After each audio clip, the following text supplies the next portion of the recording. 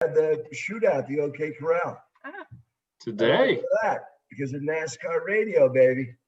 Hello, everybody. I'm getting Network Live. So one of our normal attendees, Jennifer Jordan, is not going to be able to be here today. She apologized. Oh, but wow. She's going to look at your video later, Dustin. She was like, I wanted to really see this one today, but I think she's got a work thing. So she's been one of our, I think she's only missed 2. She gets the award for the most attended, I think. No, yeah, right. Mike's been on quite a bit too, and Tim McGee. We got quite a few. And then we got our people that are a little bit, I'm not going to say the word lazier, but they joined us on Facebook Live. Welcome, Facebook Live. Hello. Hello, everybody. I think we are. Let me get back to where I can see ourselves. There's John Stewart on the road. On the road. John's always on the road. Oh, I like the horn. Awesome. Well, good deal. So welcome, everybody.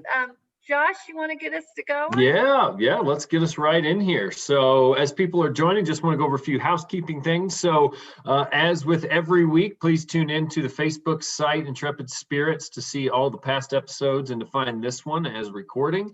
Also, feel free to reconnect and say hello to any of the group here. Most everybody seems to be joining the Facebook group afterwards. So look there for any reconnections. And we got a very interesting speaker here today, Dustin Malstrom. So looking forward to the chat. As always, if there are any questions for Dustin or comments, please throw them into the chat and we'll read them towards the end when we get through. So without further ado, I want to pass it over to Dill, looking sharp. Hey, the sea is dangerous and the storms are terrible, but these have never been sufficient reasons to remain ashore. Unlike timid souls and intrepid spirits, seek victory over those things that seem impossible. It's with an iron will that they embark on the most daring of all adventures to meet the shadowy future and conquer the unknown. So just to kick it off before I introduce Dustin, so, I wrote this down years ago and somebody said, Dill, you got to start giving us more Dillisms. And this was one, there's 6 things you got to do at your office every day. 6. And number 1, you must embrace change.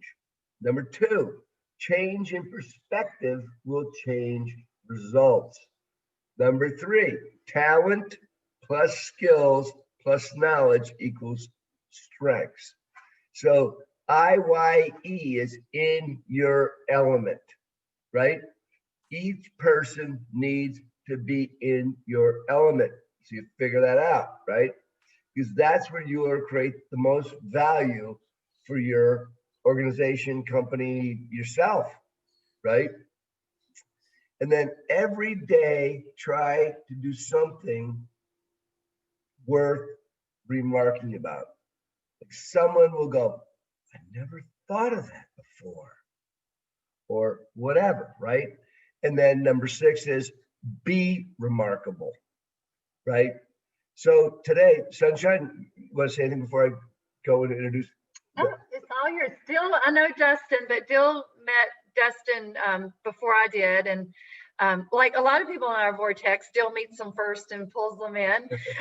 So I thought it'd be appropriate that Dill introduce Dustin today. So Dustin, it's a long story. This guy, Tim Miller, is a crazy guy in NASCAR. And then there's a company called Allied, and Dustin worked for them. Dustin is a very, very accomplished. He's one of the few people that is trained classically in architecture, but he understands, he's a wicked creative guy. Okay, let's leave it at that, right? Because he's done like the whole experiential space. He's a guy you want to know about where it's going to go. But his clients, Netflix, Skype, Audi, Bacardi, Food Network, tons of these people. But we kind of lost touch with Dustin. This is an example of the Intrepid Spirits huddle. Somebody just sort of got back into the vortex, or you never leave it, but you just sort of raise your hand and say, I'm in it and here. So Dustin, I'm going to turn it over to you. I can't wait to hear what you have to tell us about what's going on. Cool, great. Well, thank you. I'm really excited to be here, and so I definitely appreciate the opportunity. I signed up for Intrepid Spirits months ago. I think when did it start? Maybe back in April. And unfortunately, I had conflicts. I had to standing call every Monday, so I wasn't able to take part in most of them. But the few I did see were exciting. And, I knew that kind of anything that the two of you put together would be, worthwhile and definitely something I wanted to be part of. So anyhow, before I kind of get into my background, I wanted to dive into the topic a little bit. So if I had to make a list of the most popular words for 2020, pivot would be somewhere near the top. And at this point, it's almost cliche in conversation. Every conversation I have, at least, somehow that's, comes into the mix. But, for most entrepreneurs, I'd say it's a skill. The idea of shifting gears and adaptation, they're essential to the success of any business. And, this concept is really known better as resilience, which applies to businesses and individuals alike. So today I'm going to focus on the idea of embracing change, not just during the recession, but, during these uncertain times throughout life. And it obviously goes without saying that, we're living in difficult times now, but that also comes with a shift in perception. People are forced to think differently, which is, it's really interesting. And they have to be receptive to new ways of thinking. And that in of itself, I find really inspiring. It's human nature to seek a certain level of comfort and stability, but oftentimes, that can be stifling as well, especially during times like this. We need to step outside of our comfort zone, and from time to time, we're going to get thrown out. So we've got to find that level of comfort, when crisis strikes. So anyhow, as a society, I think this idea of new normal, which we're also talking about, that would also kind of, fall into the top 10 words for 2020. It's not something that, while it is negative for many people, I think there's an opportunity for us to actually kind of exploit that and, apply it towards something good in the way of business and our personal lives. A few examples of that right now, I look at like QR codes, something that I was working on quite a bit pre-COVID. And, I personally love the fact that, like, when I go to the bank now, I make an appointment with the QR code, and it's kind of like concierge service, or, getting your hair cut, or doctor's office, so on and so forth. I think that's just an example of like how technology, these things were already happening. It just accelerated the times. Working from home, maybe that's kind of a, more subjective, kind of a touchy subject. Some people love it, some people hate it. I've been doing it for years. But, again, there's environmental implications, put more time back in your day. Sorry about that. By not having to commute and, cost cutting, maybe you need one car instead of two, so on and so forth. And then, of course, there's a lot of new opportunities for businesses as well. Kind of getting back to that shift in perception and, people suddenly just being forced to think differently and having to open up their minds about, I don't know, maybe buying from new companies, and no one's comfortable right now. So again, I really see the new normal as a means for kind of improving the consumer experience, allowing businesses to operate more efficiently, and ultimately a way to improve people's lives. So my background is maybe somewhat unconventional in the sense that I've worked in a variety of different industries, and I've primarily been self-employed throughout most of my career. I went to school for architecture, and I still practice today. But it's provided me with a skill set that I've kind of applied to almost every aspect of my life. And I think a lot of it comes down to my passion for architecture largely boils down to building something and developing concepts and bringing them to life. It took me a while to realize that. I mean, well, let me back up a step. I always knew I wanted to be an architect. Since I was 2 years old, my mom has sketchbooks from when I was a kid, and I would draw houses and buildings, and that was just what I wanted to do. But I didn't realize outside of that, kind of the buildings being a metaphor for so much else. I love the idea of, again, of just bringing ideas to life, taking a concept, taking a strategy, and making it happen. And that trickled down to, working in experiential marketing and, working with all these different brands, something I started doing about 12 years ago. And, just, I love the fast-paced nature and just kind of the constant hustle. But the other path that kind of led me down to also was starting companies. I started my first company 13 years ago. It was a multidisciplinary design and concept studio. And back then, actually, I hadn't even heard of the term experiential marketing. So it was, largely focused on architecture. I was working in the art world as well. So at that point, kind of doing a lot of, creating environments and exhibitions. And again, not really thinking of it through the lens of events, but I always had a very holistic approach. From there, I started working on hospitality projects too. So it was kind of soup to nuts. I was developing the space, developing the brand identity, started developing websites. So here I was working from something that was really tangible to an environment to, kind of the digital world. And that just really inspired me. I got really excited about kind of touching everything. And again, sort of not being siloed, which is oftentimes what a lot of architects do, you kind of have one task. And I just wanted to touch everything. So that's really what Remade was about. Shortly after I launched Remade, though, was when I discovered marketing or experiential marketing. And that just kind of helped me to bring it all together. So Remade was the company that I launched back in 2007. And throughout the years, I've done a number of different things. Eventually, I did go back to work full-time for an agency. That's actually when I met Dill. And I always had Remade. I never actually officially shut the company down, but just kind of took a pause and did a number of other things in the meantime. So I was working, all the while working at different agencies. I always had kind of side projects, taking on freelance gigs here and there. And again, I decided to relaunch Remade this past April during the pandemic.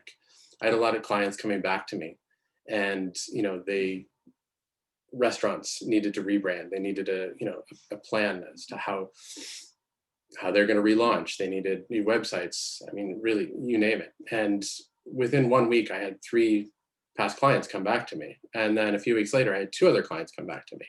And this was at a time where, I was kind of getting nervous and wondering whether I was going to have any work at all. So that inspired me to officially kind of relaunch Remade, create a new website for it. And I also partnered with a company that I had been working with, again, pre-COVID, a company called Hypecade that basically they're a QR code based, a web-based app that allows you to make appointments through QR codes. And so we found a lot of synergy there and ways for us to kind of like help these clients, help restaurant clients, or really anyone, retail, you name it. And so it made a lot of sense. So anyhow, so that was sort of what happened with Remade this year. And it's been interesting, been pretty busy with that, which has been great. And at the same time, this has kind of been, this has given me the runway this year. I've been working for SoFi, which is a fintech company based in San Francisco. And fortunately, I'm still with SoFi right now, albeit part-time, but it's a great company. It's actually the best company I've ever worked for. I was brought on last year as the experiential creative director for SoFi Stadium, which is, if you don't know it already, there's a game on tonight. It's Chicago Bears versus the Rams. And SoFi Stadium is the largest and most expensive stadium in the world, and just opened in September. It's been an amazing project. One of the best to date that I've had the opportunity to work on. So again, I'm working for the in-house creative team. We have a team of about 30, and yeah, it's really been all about kind of designing and developing, the fan experience within SoFi. So a few other things that have happened kind of throughout this time as well. Before COVID, a friend of mine and I were looking to open up this experiential space in a town called Bridgeport, Connecticut, which really kind of died out in the 50s when all the industry left, the States and, or at least the Northeast. And so it's been kind of a depressed community for many, many years, but there's some amazing architecture down there. And like with most cities, there's artists start to come in and, independent coffee shops and interesting businesses and start to, change things. And so we kind of decided to be pioneers in this space. And we wanted to open up kind of an event, art gallery. It was still in its infancy at that point, but COVID has kind of helped shape that a bit. We had to pivot. We had to, try to figure out what was going to work. And because the lease was already signed for 10 years, so really had no choice. And anyhow, what we ended up doing is we started selling furniture there. Or actually, the business hasn't opened yet. We've been collecting furniture for the last 6 months, which is something that I've always kind of done as a hobby. I love to buy furniture and restore it. And a lot of the furniture in my own house is kind of like a revolving door because I find something new and then out goes the next. So anyhow, we kind of applied to the space. We said, you know what? I've always done really well. It's always been really profitable for me in the past. And this is a way for us to use this space. And, we're going to kind of create this sort of contemporary art meets modern design space. Maybe eventually we can start to roll out some events there. And so anyhow, this is one of the many things that I've been working on. And lastly, in terms of just kind of ventures, I had this sort of serendipitous experience where I met a neighbor of mine who was working on a startup. He's been successful with past startups and or selling past startups. And one day we were talking about this podcast that we both love. It's called How I Built This by Guy Raz. And so I'm kind of obsessed with it actually, and so was he. So anyhow, we just started talking and he started telling me about the startup that he was working on. It's called CAT. It's a qualitative advanced testing. And it was just really interesting. There was a social good component to it. And he had the need for someone to kind of develop a lot of the experience. And, for me, this was something new too, because I spent most of my career working with tangible things and less in kind of the digital sphere. But, I love new challenges. And so I wanted to be part of it. So that's kind of yet another venture. At this point, I've spread myself kind of thin, but honestly, this is sort of where I like to be. I like to be busy all the time. And I think, at the end of the day, these different experiences and kind of jobs that I've had and everything that I'm working on right now, so much of it goes back to what I feel is needed at this point in time, like being as versatile as possible and, not necessarily being comfortable. And really not being comfortable is sort of where I am most comfortable most of the time. And so I think the one piece of advice I would give is, to just be open to new ideas as much as possible. I think that's, the best way to kind of get through this right now. Some of the other kind of success stories that, have really inspired me over the years have come from that podcast that I was talking about earlier, How I Built This. And, some of the most resilient businesses, companies in the world, like Airbnb, Microsoft, FedEx, Disney, HP, they survived all odds, and they started during recessions and started during crisis. HP was founded in 1936, and now, that's the business that essentially invented the Silicon Valley. Airbnb was started in 2008. When the recession hit in 2008, or actually they started right before 2008. And San Francisco was a high rent city, and so they started renting out air mattresses in their apartment to make rent. And so when the recession hit that year, suddenly there was a need for short-term kind of low commitment living quarters, and their business just exploded. Warby Parker, same thing, started 2009. The company's now worth 1.7 billion. And, that's thanks to their kind of recession-proof commitment to budget-minded customers. Disney, same thing, 1929. Now the company's worth $130 billion, with theme parks around the world. And, I guess it really came down to people needing, a cartoon mouse steering a ship down the river was exactly what needed during that time. So, I think, again, just kind of finding inspiration in sort of turning a negative into a positive, and really embracing change is something that it's empowering. And so the seed that I'm kind of hoping to plant here is that, you have the potential to, embracing change has a potential to positively impact your life. And practicing a little bit of entrepreneurship can be really empowering. So I think, we can all take advantage of this shift in perception and willingness to adopt new ways of thinking. So. Yeah, no, Dustin, Yeah, no. that's great. And, I know I have several questions, but if anybody has any questions, please throw them out there for Josh to share with us. But one thing, Dustin, as you seem to go for this variety, and even when we first met you, that was the thing we knew about you, is you had your finger a little bit in everything.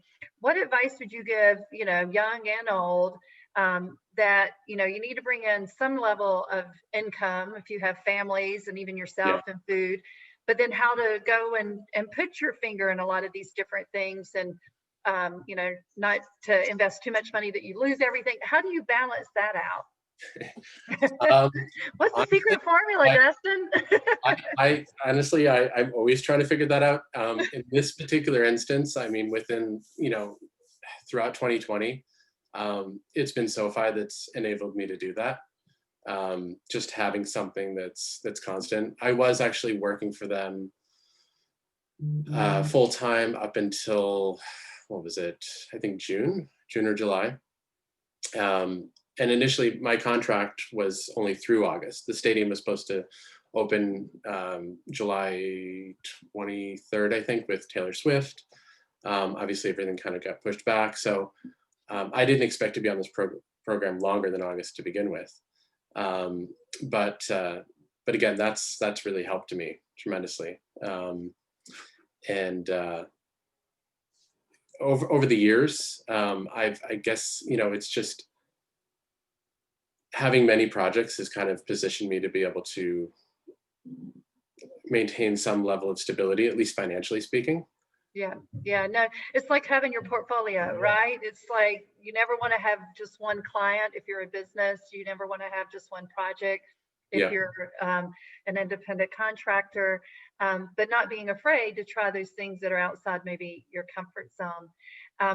And another question I have is this whole you worked on, one of the most expensive, if not you said, stadium. what do you think the future fan experience inside these stadiums are going to look like? Oh, great question, and kind of part of our daily, yeah, our part of our daily meetings. So, I mean, I think that there initially, there are going to be more virtual events, and fortunately too, for SoFi being kind of one of the largest stadiums, initially, people are going to be spaced apart, and we're not going to be able to have full capacity.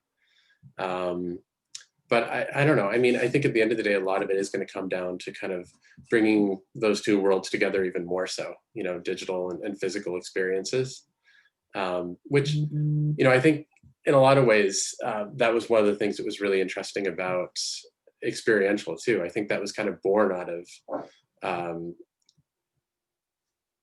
this increase in us living digitally, right? Like people really wanted to have physical experiences, to have kind of live, face-to-face time with people, right? Yeah, so if we could all see that, well, we're gonna look for great things from you, Dustin, with working with the team there. Dill, we're almost out of time, so Right. why don't you close it out for us? But anybody have any other questions or anything? Pop them out there. One thing, wait, let me put one thing out there. We're looking at, we did start this in April, March, just to bring our vortex where we could all connect again and share experiences with each other and reconnect. I mean, the name of your company, Refocus, is that right? Remade. Remade. I mean, what a great name of a company, especially now. But always we need to be innovating and remaking, and like with his furniture in and out and a change and different. So we want to look at remade of the Intrepid Spirits Huddle as we hit 2021. So I'd love any feedback from any of you of what you think Intrepid Spirits Huddle version 2 2021 could look like, and how do we, one thing I know we're trying to think about is how do we get it more interactive and really be that huddle that those of you that were igniters remember, of sharing with each other our challenges, our need, hey, I need this, how can somebody help me, and getting things like that going. So would love to hear from all of you guys on how we can make this productive for all of you guys as well. I mean, I know Dill and I get a real thrill just seeing everybody every week and getting those relationships reestablished and hearing from people like Dustin and what they're doing in their lives. But we want to make sure we're adding value to you guys too. That's what it's all about. Right. So be thinking about it. Send us your thoughts. It's not about, we didn't do this. I think some people called me up. Hey, Dill, are we trying to monetize this into some network eventually? Or no. This is about you. It's about the huddles. I think a ton of people know, and there's a ton of events that today go on around the world that I've been told they do the huddle. So look a person in the eye and say, hey, are you ready for today? Are you ready to go out and change the world? And that's what we try to do every day with our different events we're blessed to do. Anyway, with that said, I just want to the first thing we said today, I didn't know Dustin's thing about change, but remember every day in the office to do 6 things. The first thing we said, and I have it written down, framed in my office downstairs, everyone must embrace change. And then the other thing I think in this day and age, right, we must now more than ever, I think, seek wisdom. It's like Dustin was saying, knowledge is the most powerful tool which leads to wisdom. You don't get knowledge sitting on your ass, whatever. We all know that. So I'd say, please read everything you can to make good decisions. I mean, this whole notion of fake news, this, that, what do you believe, fact check, it's out of hand. But I just think that, the guy in the Bible, that old guy Solomon, he said, hey, God would give anything. And he said, I just want wisdom. And Solomon became the richest guy ever on the planet. I just think we got to seek wisdom. we got to seek knowledge, really think about stuff, because now we have time. Because like Dustin said, excuse me, most of us aren't commuting on a train full of people. Use that 20 minutes to sit down and think about what the heck is going on out here. Because it's a lot of stuff, Josh. Snowing in Denver, baby. Oh, it's wintertime. It's winter. Ready. Absolutely. All right. Well, thanks everybody. Dustin, thank you so much. I really enjoyed your approach of how you do embrace change, and you're out of your comfort zone, but that's really your comfort zone. I like that one. Yeah. We met a young girl, I'll go real quick, at UGA, one of the athletes we work with, and she says, I'm really a introvert extrovert. I'm not comfortable being outgoing, but I know I've got to be outgoing. So I force myself to do it. So I think that being self-aware and working through those things are always helpful. So Dill? Absolutely. Hey, hip, hip. Hooray! Hey! Hooray! Hey! Hip, hip, Hooray! hooray. Have a great week. Team. Bye. Bye for now. Bye. Thank you.